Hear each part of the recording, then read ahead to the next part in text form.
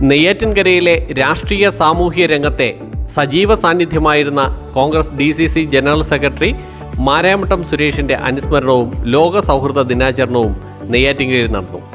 Advocate M. Vincent MLA പരിപാടി ഉദ്ഘാടനം ചെയ്തു.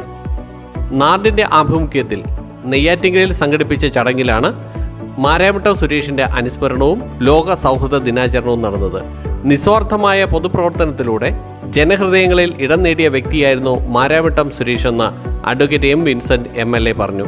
അദ്ദേഹത്തിൻ്റെ വേർപാട് പ്രസ്ഥാനത്തിനും പൊതുസമൂഹത്തിനും വലിയ നഷ്ടമാണെന്നും നിലപാടിൽ ഉറച്ചു നിൽക്കുകയും ഏത് ഉത്തരവാദിത്വവും ആത്മാർത്ഥതയോടെ ഏറ്റെടുത്ത് പൂർത്തിയാക്കുകയും ചെയ്ത നേതാവായിരുന്നു സുരേഷ് എന്നും അദ്ദേഹം അനുസ്മരിച്ചു. ചടങ്ങിൽ നാട് ചെയർമാൻ J. ജോസ് ഫ്രാങ്ക്ലിൻ അധ്യക്ഷത വഹിച്ചു. നാടിൻ്റെ ജീവകാരുണ്യ ചികിത്സാ ധനസഹായ വിതരണം നഗരസഭാ വൈസ് ചെയർമാൻ K. ഷിബു നിർവഹിച്ചു. ഓർമ്മ എന്ന പേരിൽ സംഘടിപ്പിച്ച അനുസ്മരണ സമ്മേളനത്തിൽ കവി ഉദയൻ കൊക്കോട്, നഗരസഭാ standing committee chairman VS Sajeev Kumar, FRAN president SK Jayakumar, നാർഡ് ഭാരവാഹികളായ ബാബുരാജ്, മാമ്പഴക്കൻ രാജശേഖരൻ നായർ, GR അനിൽ, വിൻസെൻ്റ് എന്നിവർ മാരാമഠം സുരേഷിൻ്റെ പൊതുപ്രവർത്തനവും വ്യക്തിത്വവും അനുസ്മരിച്ച് സംസാരിച്ചു.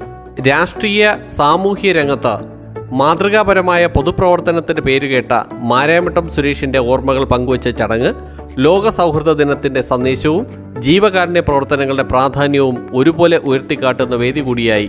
GTV news, Neyyattinkara.